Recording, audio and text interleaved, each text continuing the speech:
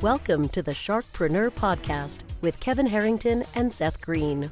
Kevin Harrington is the inventor of the infomercial, one of the original sharks from the hit TV show Shark Tank, and has generated over $5 billion in TV and digital direct response sales.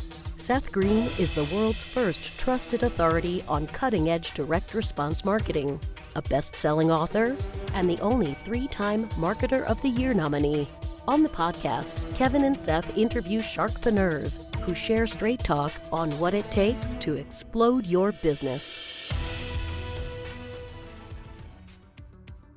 Why do so many businesses struggle while others seem to explode overnight? Do you wish you had the secret to this type of exponential growth? Now, I've scaled more than 20 businesses to over $100 million, and it's not just luck. In my new book with Mark Tim, Mentor to Millions, you'll learn the repeatable framework I use in all my business ventures for massive success. Order at kevinmentor.com and get over $1,000 in bonuses. Head to kevinmentor.com. Welcome to the podcast. It's your co-host, Seth Greene. Today, I've got the good fortune to be joined by Adam Wellington from Neon Flux, a one-stop shop brand accelerator and partner with the digital process to fast-track growth. They build, we're going to hear about proprietary technology, data-first strategies, and some centralized services. They are not a sugar-coated agency that measures success by hours spent, as opposed to actual money made, which is music to our ears here at Sharkpreneur. Adam, thanks so much for joining us. Thanks for having me, Seth. Let's go back in time a little bit. You've been doing this a long time. How'd you get started? Oh man, I didn't want to go to college. I wanted to figure out how to make a lot of money fast. And it kind of just put me into affiliate marketing back in 2006, 2007, 2008. I was doing media buys for companies like Blockbuster at the same time as Netflix back in the day on affiliate programs, and worked on like Cash for Gold and freecreditreport.com, and built an Inc. 500 marketing agency in Manhattan by 2000. And I don't know, it's probably a little about 4 years after that. So not too long after. Well, I am sure the longer version of that could probably fill a book somewhere if it hasn't already. So how did Neon Flux come to be? Yeah, it's a really good question. It's a culmination of over 15 years of work. But essentially, I used to do media buys for brands, and I realized how much work it was to run that brand and do e-commerce really well. And especially now, back in the day when it was 100% desktop traffic, simple websites, it was really easy. So I'm very fortunate at the timing I made my entry into internet marketing, before it was like a thing, and before Shopify existed, before Facebook had ads. You know, it was a different world. But as things have kind of progressed, I realized you kind of need an army to succeed, but most people can't afford to hire $500,000 a month worth of employees to compete with the big shots online and the ever increasing CPMs. And in 2019, I was bidding on a contract with a big celebrity, and I ended up bidding against my now partner, Tevye Finger, who is the founder of Luxury Brand Partners, arguably the most successful beauty brand incubator in the world, over $1 billion in exits, all 9-figure exits, all to conglomerates. And we ended up meeting each other, wanting to do the project together. And when I met him and his 300 plus employees at his massive office, I realized they don't do DTC super well. They're focused really on retail distribution and branding, and they do that extremely well. But it takes them around 7 years to incubate a brand to an acquisition, just because of the pace and cadence of standard retail. And at that moment, I realized there was a huge opportunity to service not only brands of his size, but other brands of all sizes that we felt we could help accelerate in the same model he charges his brands, is a shared services fee. So what we've done at Neon is built about 50 employees, about 100 contractors of what I'd argue is best in class of everything. So copywriting, media buying, video editing, merchandising, product sourcing, manufacturing. And we bring that to a brand partner with a fractional service fee.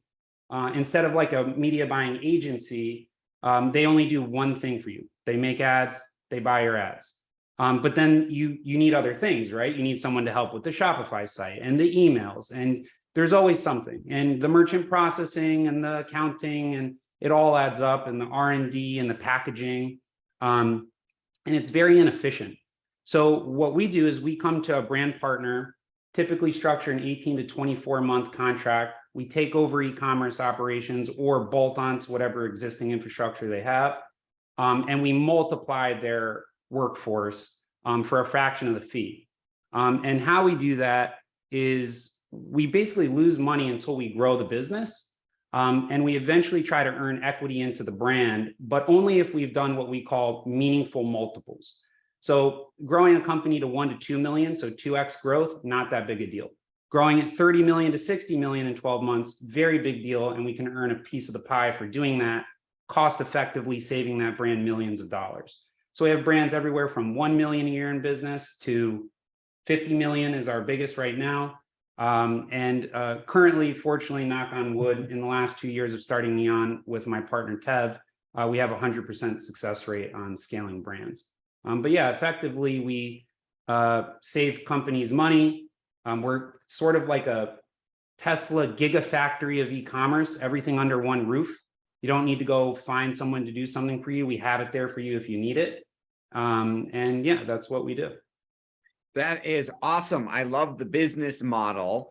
And obviously you've had one heck of 100% is obviously an untouchable track record. Who's an ideal client for you? It's a good question. I think right now it's anyone that is owns a direct-to-consumer business. We don't do B2B. Usually ones that are scalable. So if it's like a $30,000 per product thing, probably hard to scale. But anything that's national, international, and high perceived value, low cost of goods. So decent margin to work with customer acquisition so that we can churn money over on money profitably without needing to raise a fortune of capital to burden the business. The goal is for us to save the company money, work within a very strategic marketing budget, or we call it a credit facility. So as long as we take $1 out, we put that money back in, we can keep scaling. And we help work with them on the financial modeling, everything for that. But yeah, it's everything from right now, we have a lab grown diamond business that we're starting to deal with that we're really excited about. We'll be making an announcement soon. We work with the Stallones, Jennifer Flavin Stallone at Serious Skincare. We 10x their business in the last 12 months. We're really excited about that. Hair care brands, a lot of health and beauty, obviously, gadgets, anything with patents that's scalable. But there's a wide range. Financial services, just really depends. I mean, it's absolutely fantastic what you're doing. And you threw out numbers along the way. I'd like to dive deeper. I know you've got shoeboxes filled of case studies and testimonials. Can you talk about one in terms of here's where the business was when they came to you, what you helped them with, and kind of what it looks like now? Sure. I don't know how much people love me talking about their numbers, but you don't have my partner's brand I'm happy to dive into, I think is really exciting case study, and they're thrilled to talk about it too. So I'll go with them. But there's a brand called IGK Hair, very reputable hair care brand, and doing low 8 figures in revenue a year. But they weren't executing their DTC strategy very well. We came in about 9 months ago, worked through iterating and building out their processes, revamping everything over the course of 6 months. And in the last quarter alone, from our media buys, profitably spent $1 million a month for them to generate, I think, about 15 million in lift. And what was really impressive about that case study, and one of my favorite things of 2022 so far, was we have a data team. I'm really proud of them. It's like a Fortune 500 data team. Google BigQuery data warehousing, Sigma dashboards. We take it very seriously. We started ingesting their retail purchase orders, sell in and sell through, And the most exciting one was one of their top SKUs one of their SKUs that wasn't selling. We increased retail sales by 1,100% and their overall Ulta business by 2x in the last 90 days. So not only is it really exciting to do well on DTC, and you spend $1, you make more than $1, that's always great. And lately we've been doing a lot of lift on Amazon from that spend. So that's also very exciting.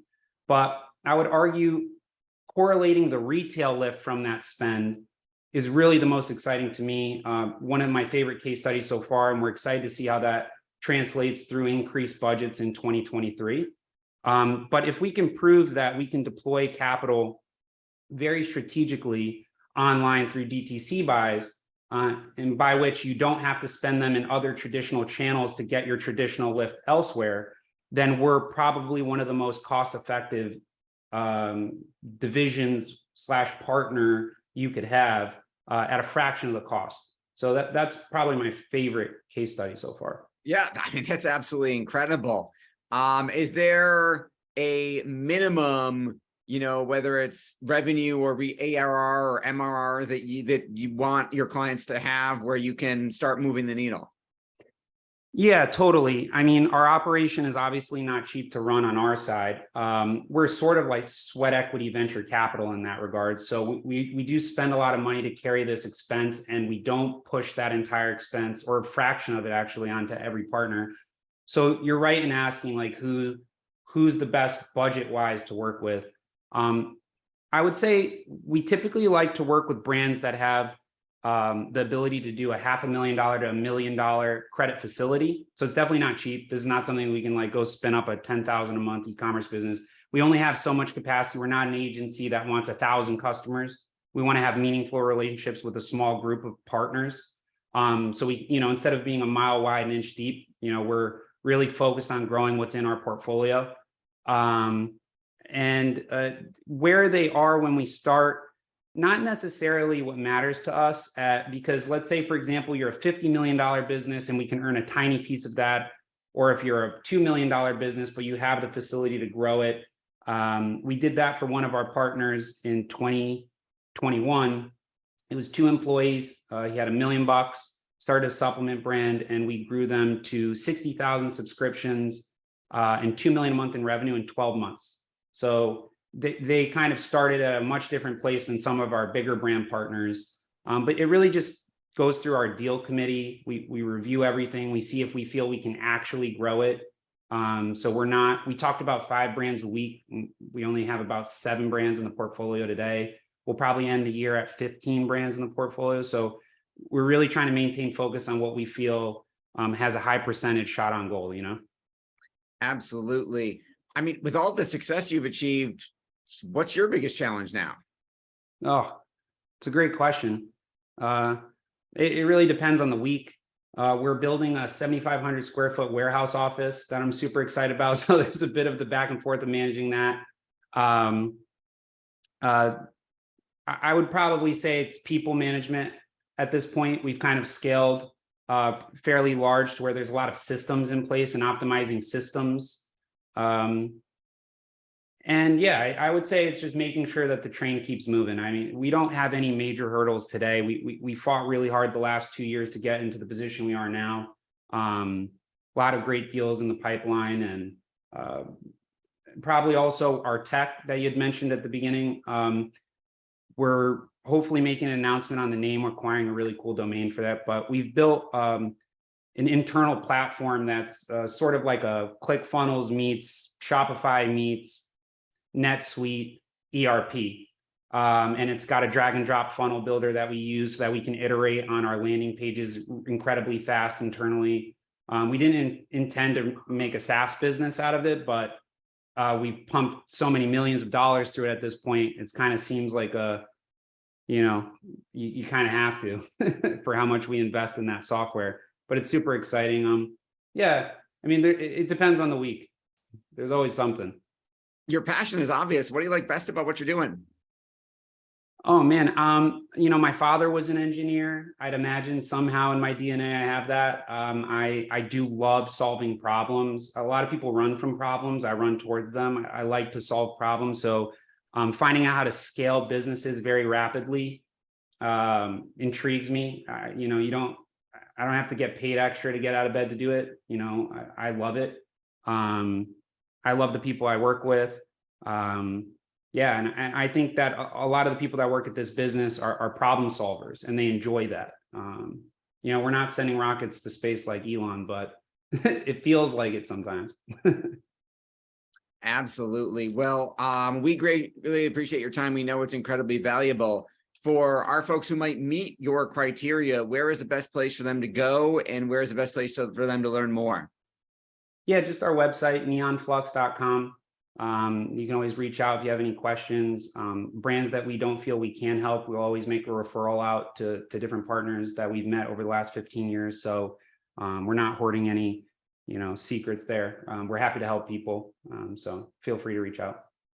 All right. Well, we greatly appreciate your time. This has been Seth Greene with Adam Wellington from Neon Flux. Make sure to check him out. Adam, thanks so much for joining us.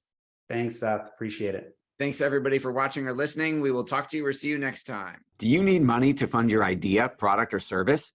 Are you ready to take your business to the next level, but need capital to get it done? Kevin Harrington has heard more than 50,000 pitches and knows how to help you make the perfect pitch to get the funding for your entrepreneurial dream. He's distilled the process down in his perfect pitch cheat sheet, and it's yours for free.